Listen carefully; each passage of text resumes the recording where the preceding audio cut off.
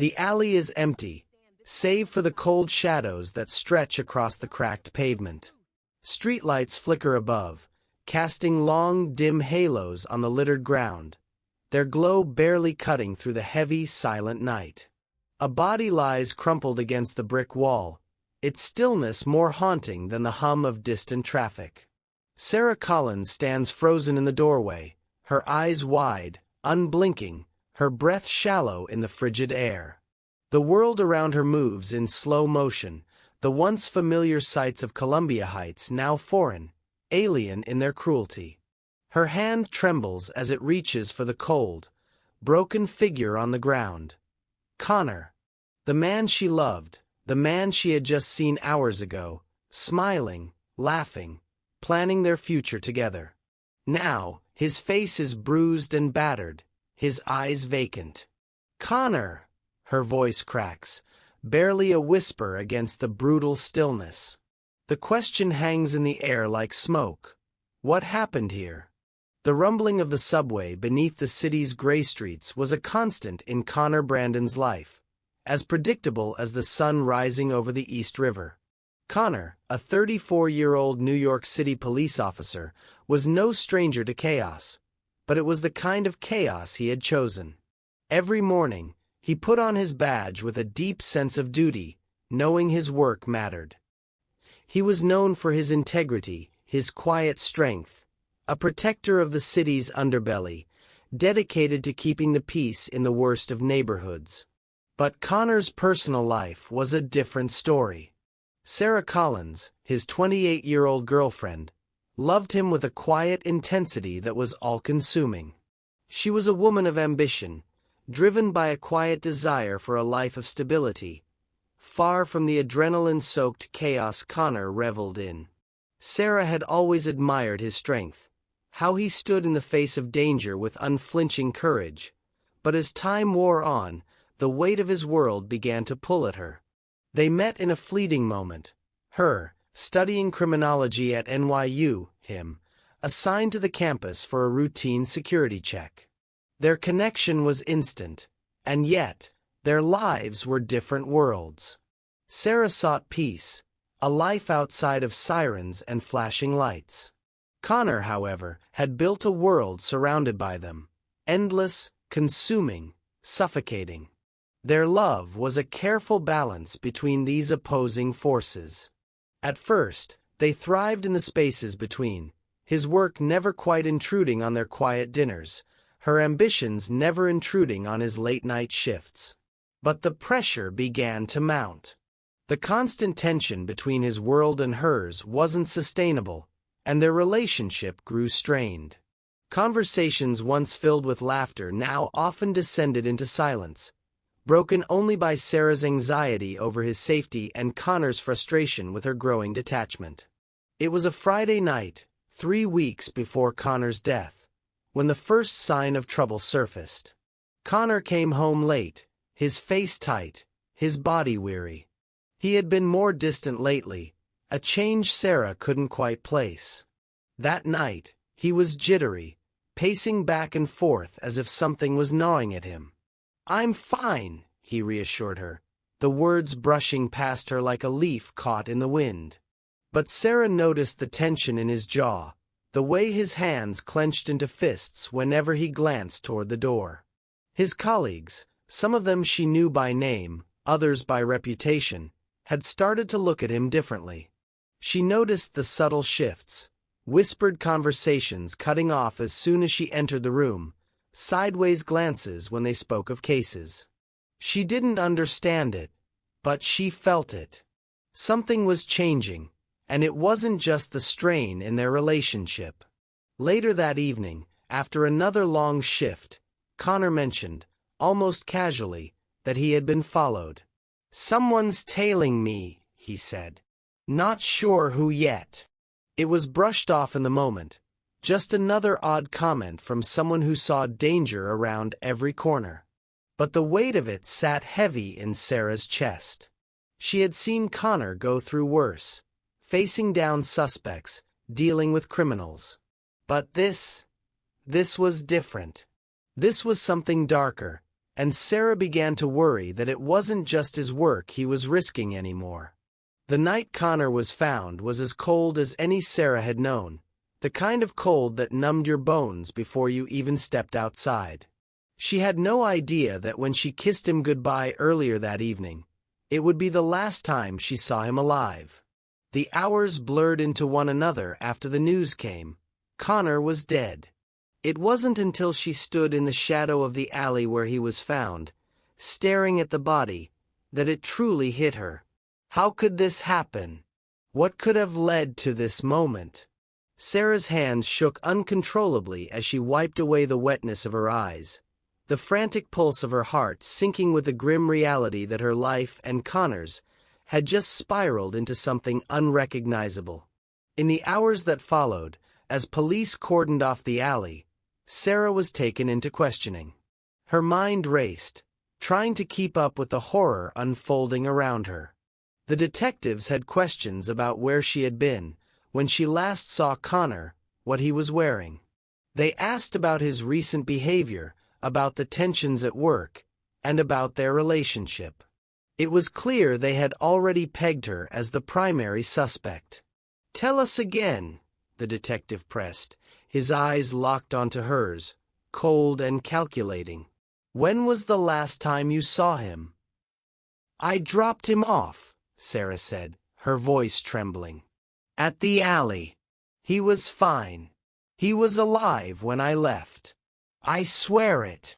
The broken tail light and the glass fragments found near Conor's body told a different story, though. The police were quick to suggest that Sarah's car was involved in his death, as if it was a given that she was the one who had hit him. Her emotions surged: hurt, betrayal, confusion, her heart aching as she tried to make sense of the pieces that didn't fit. The evidence didn't match her story, but how could they be sure? How could they know it wasn't someone else who did this? Sarah's lawyer tried to remind the investigators that the evidence was circumstantial. There was no direct link to Sarah, only assumptions based on her car's proximity to the crime scene. But the police were relentless. Was it a crime of passion? Did Conor's own colleagues have something to do with it? These questions would hang in the air for days, pulling Sarah further into a nightmare she couldn't escape. The tension grew unbearable. In the days that followed, the investigation seemed to tighten its grip on Sarah. Her every word, her every move, was scrutinized under the harsh light of the law. The weight of her grief felt like a stone around her neck, but now it was joined by an even heavier burden: the suspicion of murder. As the police dug deeper into Conor's life, strange things began to surface. Unmarked envelopes, cryptic text messages between Conor and fellow officers, subtle references to an investigation that seemed far more dangerous than anything she had ever imagined. Sarah learned that Conor had been investigating police corruption, something that never made it to his department's files, something too dangerous to be handled by anyone but the highest-ranking officers. She felt the walls closing in around her. Could Conor have been killed by the people he trusted the most? She couldn't shake the thought that someone close to him, someone within his own world, had orchestrated this. But why? And where did she fit into it all? Was he hiding something from me? Sarah whispered to herself one night, the weight of the question pressing on her chest. She clutched Conor's old leather jacket, a gift she had given him last Christmas, burying her face in the scent of him. The familiar warmth felt like a lie now. Was their love just a cover for something far darker? As Sarah struggles to understand what happened to Conor, a phone call interrupts her thoughts. Conor's partner, Detective Hernandez, is on the line. He's found something. Something big. Sarah thought she knew Conor's world, but what if she didn't? Stay tuned, because the truth is about to get even darker.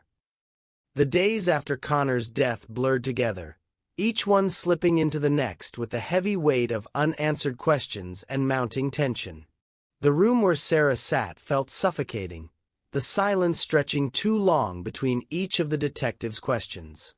She could feel the oppressive eyes on her, trying to peel back the layers of her grief, searching for something they could use against her. "Where were you after you dropped Conor off?" the detective asked, his tone methodical, unyielding. He was sitting across from her at the narrow table, the fluorescent lights above casting a harsh shadow over his face. Sarah's voice trembled as she answered, each word feeling like a confession. I dropped him off at the alley. We were fine.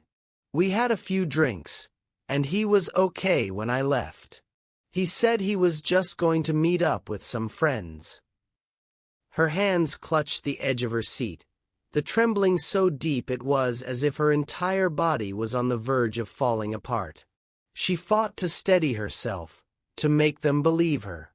But the look in their eyes told her they were already forming their conclusions, already seeing the story they wanted to tell. Her car, parked a few blocks away, was the first piece of evidence that didn't align with her version. The broken tail light, shattered glass scattered around Conor's body, unmistakable. It was the kind of evidence that could easily seal her fate, turning suspicion into guilt. She hadn't known about the glass, hadn't known it was broken, but the detectives were relentless. "Could you have hit him without realizing?" one of them asked, her voice dripping with suspicion. "No," Sarah's voice cracked, but she stood firm. "I didn't hit him. I didn't hurt him." But the evidence was stacking up against her. Every question seemed designed to trap her, to make her doubt herself, to make her say the wrong thing. She could feel the weight of their doubts in the air, pressing down on her like a physical force. Then came the breaking point. New information emerged, like a seed planted in the soil of her confusion. Witnesses came forward, claiming to have seen Conor arguing with a fellow officer earlier that night. The officer in question was someone Sarah knew only by reputation, Detective Jeremy Clark, a man who had been with the department longer than Conor. Sarah hadn't seen them together that night, hadn't heard about any altercation. But the possibility nagged at her like a splinter, burrowing deeper as the days wore on. Could Conor's own colleagues have been involved in his death? The question stuck in her mind, spinning out of control. She had no answers, no certainty. But one thing was becoming clear. Conor's death was starting to look less like an accident and more like something darker, something rooted in the world Sarah had always tried to stay out of. The investigation deepened, and Sarah felt herself unraveling. Her lawyer, Michael Pierce, was doing his best to defend her, but even he was starting to sound uncertain. The evidence against her, though circumstantial, was mounting too quickly to ignore. The broken tail light, the glass, the suspicion about her whereabouts, it all pointed to a narrative that seemed too easy to accept. Michael's office was small, cluttered with stacks of case files and legal pads. He sat across from Sarah, flipping through a stack of papers as if trying to find something that would make the growing sense of dread dissipate. "Sarah, the evidence is circumstantial," he said, his voice trying to sound reassuring, but the line between hope and doubt was thin. "We can argue that the car could have been hit at any point in the night, and we don't know for sure if that glass is linked directly to Conor's body. But we need to be prepared for the worst. There's too much pointing in your direction. You need to stay calm, and let me do the talking." But Sarah wasn't sure she could stay calm anymore. She had spent the last few days ruminating on every little detail, every moment she had shared with Conor. How could she not have seen the signs? Had he been hiding something from her? Was there a side of him she didn't understand? Then came the phone call that changed everything. An old acquaintance of Conor's from the precinct had reached out to Sarah's lawyer. The words hit Sarah like a freight train. Conor was investigating something. Something big. Something dangerous. Corruption within the department. The voice on the other end of the line was shaky, nervous. I don't know who's involved, but Conor was looking into illegal activities involving some high-ranking officers. He had files, things that could have destroyed careers. The call ended abruptly, leaving Sarah reeling with 1,000 questions she couldn't answer. Her mind raced, the pieces of the puzzle starting to shift. Was this the reason Conor was acting distant? Was this the real reason for his unease in the weeks leading up to his death? Sarah hadn't known the full extent of what Conor had been dealing with, but now it felt like everything had been a lie, an elaborate cover-up he had tried to keep from her. She wasn't just losing him, she was losing the truth, and the truth, as she was starting to realize, was far darker than she could have ever imagined. The walls were closing in, and Sarah couldn't escape the overwhelming feeling that Conor's death was no accident. The more she tried to piece together his life, the more tangled it became. She was left with nothing but fragments, memories of a love she thought she knew, but now wasn't so sure of. Had Conor's investigation into corruption cost him his life? And if so, what did that mean for her? Was she just a pawn in a game she couldn't even see? As Sarah struggles with the weight of Conor's secrets, Michael uncovers a chilling piece of evidence, a connection between Conor's investigation and someone inside the precinct. Who could have betrayed him? And why would they want him silenced? The truth is hiding behind every corner. Stay tuned to find out who was really responsible for Conor's death, and how deep the corruption truly runs. The weeks blurred together. Interviews, evidence, and endless questioning. Sarah was slowly drowning in a sea of doubt. The more she dug into Conor's past, the more it seemed that everything she thought she knew was false. The man she loved, the one who had always been so steadfast, was now someone she didn't fully recognize. The love they shared felt like it belonged to a different life, one where lies hadn't been spun, and secrets hadn't been kept. Michael, Sarah's lawyer, had been working tirelessly, piecing together the threads of Conor's life that Sarah had never seen. One night, he sat her down in his cramped office, his face pale with exhaustion. "We've found something," Michael said, his voice quiet, as if afraid the walls might be listening. "Conor was more involved than we realized. He was investigating a network of corruption within his own precinct, something much bigger than we thought." Sarah's stomach churned. Corruption. The word felt alien on her tongue, disconnected from the man she had known.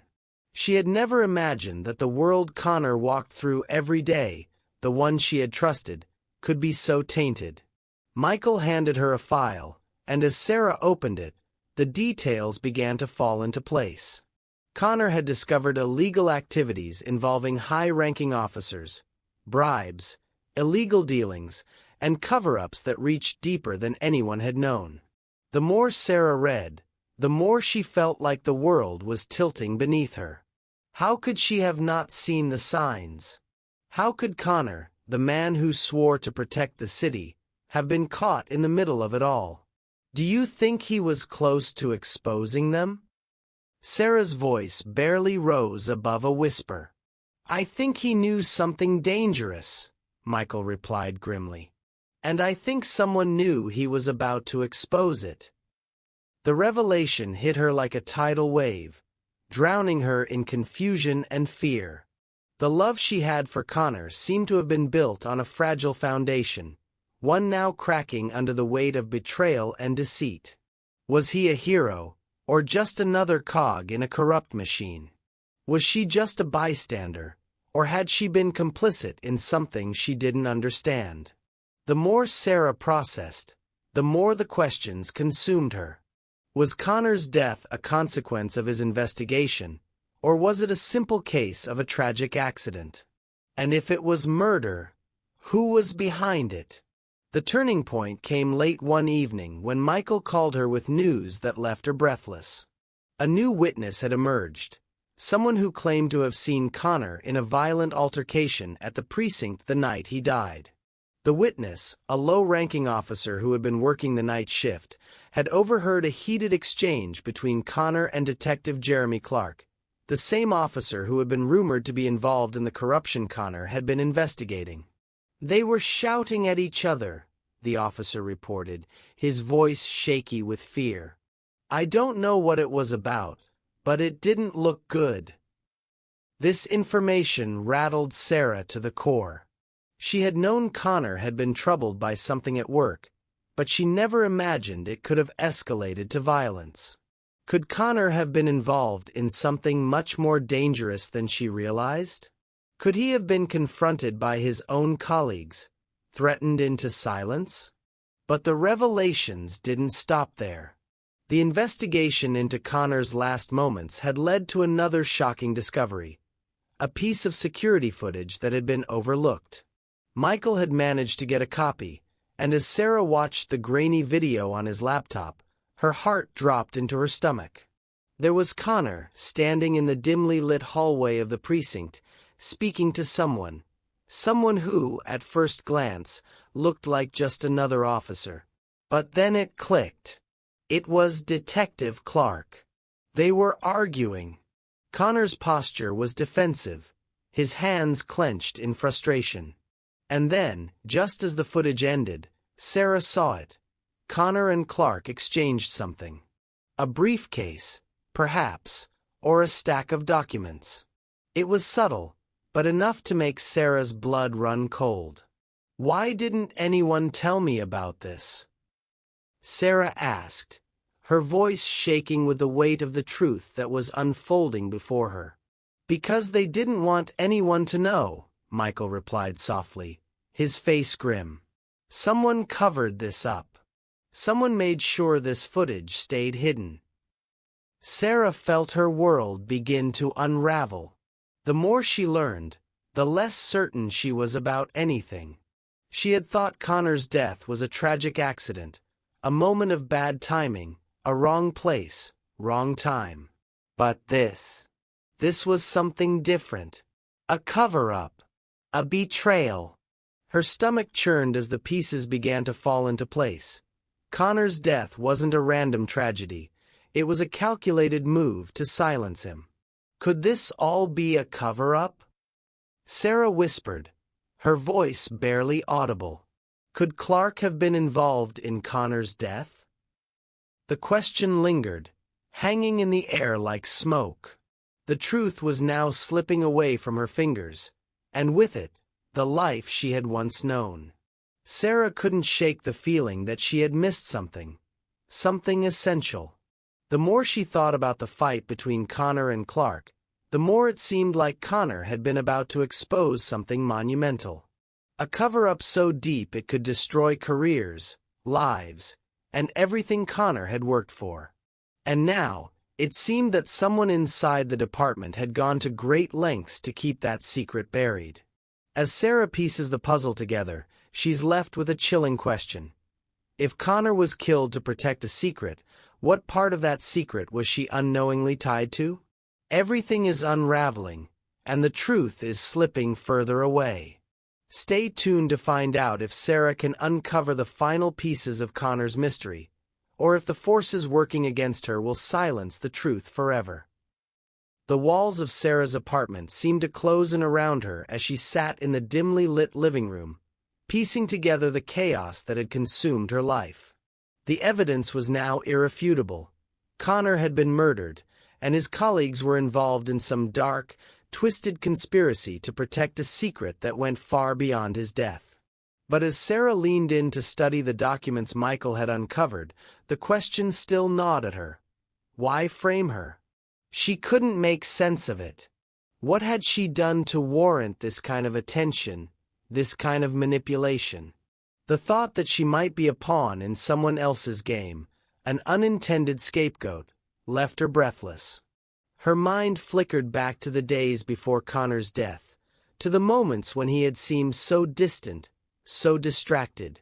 Could it be that Conor had known this was coming? Had he tried to warn her, only to be silenced before he could do so? Or was she just too late, trying to solve a puzzle that had already been destroyed? She clutched the envelope in her hand, the last of the hidden evidence Michael had sent her. It was the final piece, the smoking gun that could exonerate her or bind her forever to the mystery of Conor's death. But just as she was about to open it, her phone buzzed, the screen flashing with an unknown number. Her heart skipped a beat.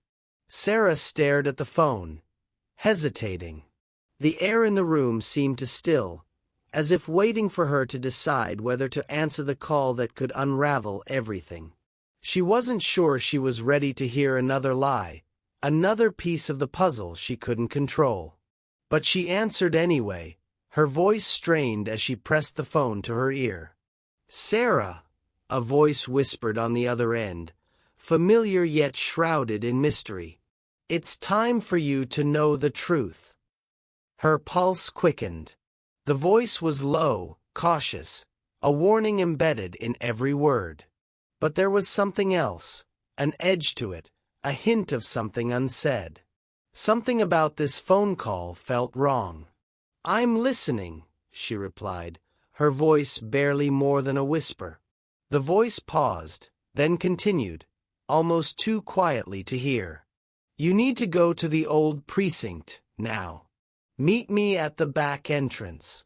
The truth will be there waiting for you. But be careful, Sarah. They know you're close." The call ended abruptly, the line going dead. Sarah stood frozen, the phone still pressed to her ear. Her mind raced, questions flooding her thoughts. Who had just called her? What truth was waiting at the precinct? And why had the voice sounded so urgent, so laced with warning? Was this another trap, another move in the game she didn't understand? Before she could process it all, the doorbell rang, loud, insistent. Sarah's heart jolted in her chest. She rushed to the door, swinging it open, only to find Michael standing there, his expression tight with urgency. "I found it," he said breathlessly, holding out a folder, its contents revealed. "This is it, Sarah. The piece we've been looking for." Her eyes locked on the folder, but before she could reach for it, Michael's gaze shifted to something behind her. "Sarah, we need to go now. Something's not right. The evidence. It's not just about clearing you anymore. There's a lot more at stake." His words hung in the air like a warning. For a moment, everything felt suspended in time. The door to her apartment, the phone call, the truth she was chasing, it all seemed to blur together, indistinguishable from the uncertainty that threatened to swallow her. "Who called you?" Michael asked, his voice sharp. "Was it the same person who left you those documents?" Sarah turned, still clutching the folder, but the question didn't have an answer. The call had been cryptic, too mysterious. She wasn't sure if it was a lifeline or a setup, but deep down, a part of her knew that she couldn't ignore it. Not now. Not when the truth was within her grasp. "I don't know," Sarah replied quietly, her voice almost a whisper. "But I need to go to the precinct. I have to find out for myself." Michael stepped forward, grabbing her arm. "Sarah, wait. This isn't something you should handle alone. We need to get the police involved, expose what's been happening."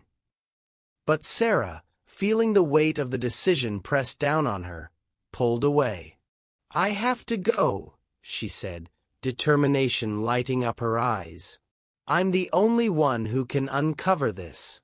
If I don't, we'll never know who really killed Conor."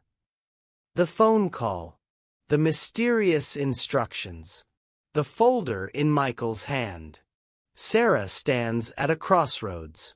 What happens when she finally uncovers the truth? Will it set her free, or will it pull her deeper into the web of corruption that's ensnaring her? Everything is coming to a head. Will Sarah uncover the truth, or will the forces against her silence it forever? Stay tuned to discover the shocking end of the Columbia case. The trial loomed over Sarah like a storm cloud, darkening her every step. Each day, as she walked into the courtroom, her mind felt heavier, a weight she couldn't shake off. The words from the detectives, the witnesses, and even her lawyer, none of them made sense anymore. She kept asking herself the same question over and over. Was I really involved, or am I just caught in this web of lies and corruption? The emotional toll of the investigation had consumed Sarah. The woman who once had a firm grasp on her own life, her ambitions, her future, was now a shell of herself. She could barely recognize the reflection staring back at her in the mirror. Every glance at the headlines, every whisper she heard on the street, made her question everything she thought she knew about Conor. Had he been hiding things from her? Was his death just an unfortunate accident, or was she being framed for a murder she had no part in? Columbia Heights, once a vibrant, thriving community, felt divided in the wake of Conor's death. The city was torn between two factions: the residents who saw Conor as a hero, a protector of the people, and those who believed the police force had become an institution tainted with corruption. The investigation had opened up old wounds, questions about loyalty, and buried secrets that no one had expected to see uncovered. Sarah could feel the tension in the air as she moved through the streets. The local diners, the small convenience stores, all of them were full of whispers. Some of the neighbors still looked at her with sympathy, others with judgment. She wasn't sure which one cut deeper. As Sarah's trial began, it quickly turned into a spectacle, a circus of emotions and truths that no one was prepared to face. The courtroom was split down the middle. On one side, Conor's family and friends, their eyes filled with grief and anger. On the other, Sarah's supporters, few though they were, who had stood by her since the beginning, not yet convinced of her guilt. The prosecution painted a damning picture: the broken tail light, the glass found near Conor's body, the inconsistencies in Sarah's statements. Each witness called by the state seemed to reinforce the idea that she was somehow responsible, that the events of that night had been a result of her actions, of a crime of passion. The weight of their accusations felt unbearable, and Sarah's heart ached with every word spoken. But then, the testimonies from Conor's colleagues began to shift the tide. With each passing day, more revelations came to light, dark secrets slowly surfacing from the murky depths of the police force. Betrayals that Sarah had never imagined, hidden conflicts, illicit deals, and most shockingly, Conor's own involvement in a growing investigation into corruption within the department. The tension in the courtroom mounted. Each new piece of evidence felt like a strike against the walls Sarah had built around herself. What did it all mean? Was Conor really a part of something much larger than just the man she had loved? The prosecution seemed to be driving home a point: that Conor had been too close to the truth, and someone in the department wanted him silenced before he could expose it all. As the trial neared its climax, Sarah found herself standing at the edge of something terrifying. The truth about Conor's life, about the man she thought she knew, was beginning to crumble away. And in its place stood something darker, something that would forever change how she saw him, and how the world would see her. With the trial nearing its final stages, Sarah is faced with the emotional cost of the truth. What will the final pieces reveal about Conor's past, and how will it affect her future? Everything Sarah thought she knew is falling apart. But what's really at stake? Stay tuned to uncover the shocking truth behind Conor's death. The trial had stretched on for weeks, each day blending into the next as the evidence against Sarah mounted. The courtroom had become her prison, a place where the walls seemed to close in tighter with each passing hour. She could feel herself being suffocated by the weight of the accusations, the mounting pressure to defend herself against a narrative she knew wasn't her own. The ghost of Conor, his life and death tangled in a web of lies, haunted every step she took. But then, one morning, everything changed. Michael called her just after dawn.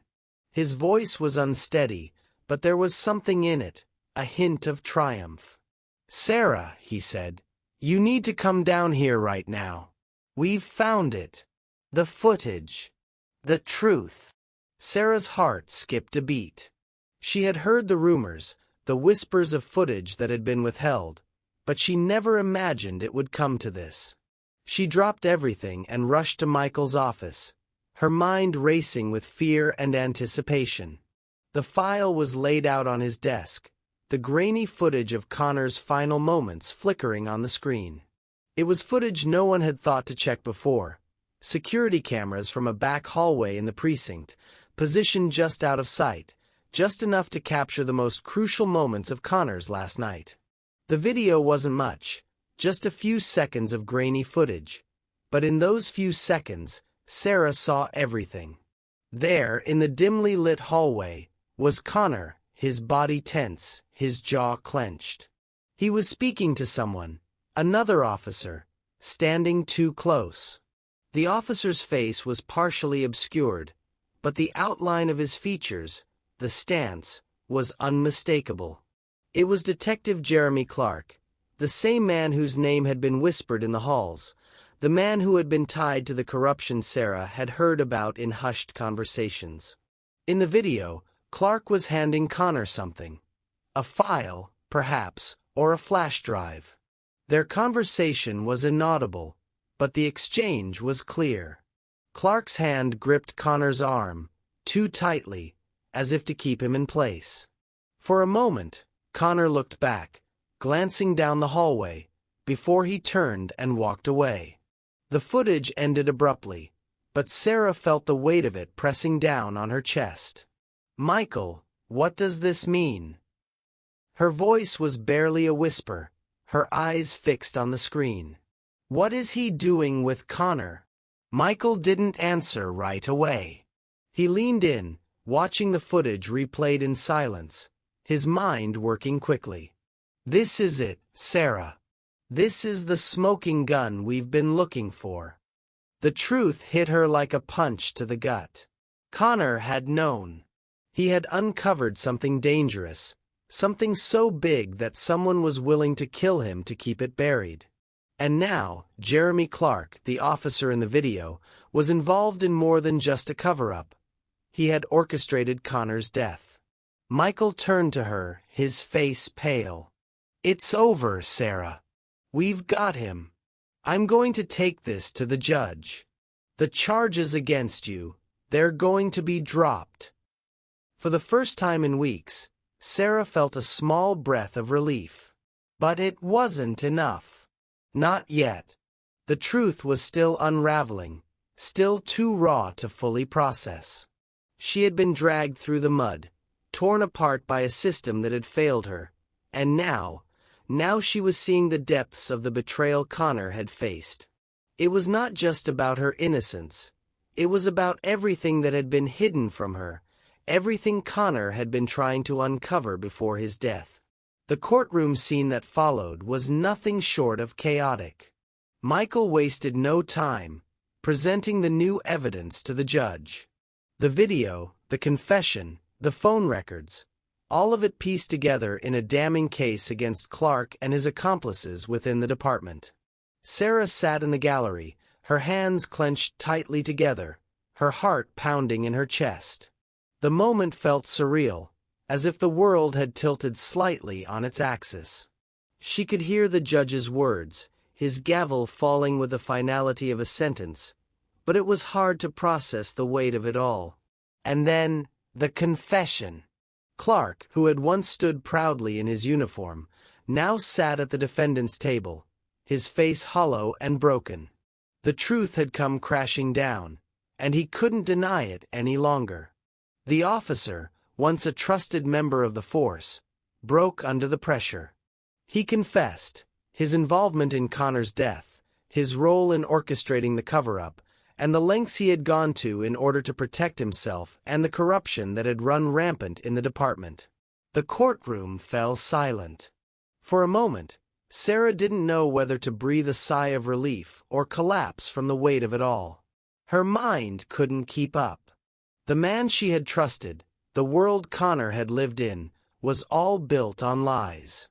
And now, with this revelation, the corruption within the department was exposed for the world to see. The case had spiraled beyond her control, and in the end, it was not just about clearing her name. It was about a truth that went far beyond anything she had imagined. Conor had been right to try and expose it. He had been right to fight for what was just, even if it had cost him his life. Sarah was cleared of all charges, her name exonerated. But the victory didn't feel like a triumph. The cost of the truth had been far too high. Sarah is free. The case has ended, and the corruption has been exposed. But the victory feels hollow. What does Sarah's future look like after everything she's learned? How does she reconcile with the man she thought she knew?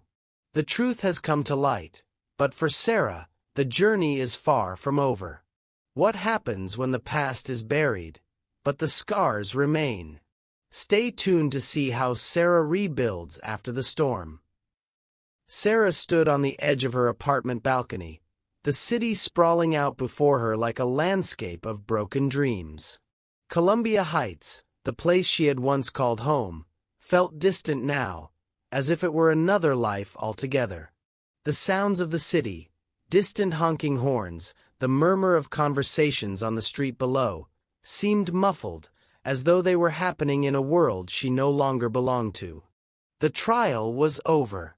The truth had come to light. Clark and the others involved had been arrested, their corruption exposed for all to see. Sarah was free, legally at least. The charges against her had been dropped, and her name was cleared. But freedom, she quickly realized, was not a simple thing to claim. It was a shell of what it should have been. The victory felt hollow, like the weight of Conor's absence had erased any sense of triumph. Her eyes drifted to the old photograph she had found tucked away in Conor's things. A picture of the two of them, smiling in the park on one of those rare, perfect days when the world felt small and warm. She had believed in that moment. In the future they were building together. Now, all she had left were memories, some of which felt like lies, others like a dream she couldn't wake up from. She turned from the balcony, wiping away the tears she hadn't known were falling. She had tried to push through it, to move on, but the weight of Conor's death still clung to her like a shadow. No amount of legal victory could erase the grief, the guilt. She hadn't just lost him. She had lost everything she thought she knew about their life together. His death wasn't just an accident. It had been a violent, deliberate act meant to silence him. And that silence echoed through Sarah's life, reverberating in every decision she made, every relationship she tried to salvage. The world around her was starting to heal. The media frenzy had finally quieted, and the public outcry over the police corruption was slowly fading into history. But the damage had been done. Trust in the department was shattered, perhaps irreparably. The citizens who had once believed in the officers who served them were now left to wonder who else in the department had been compromised, and how many more lives had been affected by the rot at its core. The city felt less safe, less sure of itself. And for Sarah, the sense of peace she had once longed for was now out of reach. She could feel the eyes on her every time she walked down the street, eyes that whispered her name, eyes that saw her as either a victim or a suspect. Both felt like a curse.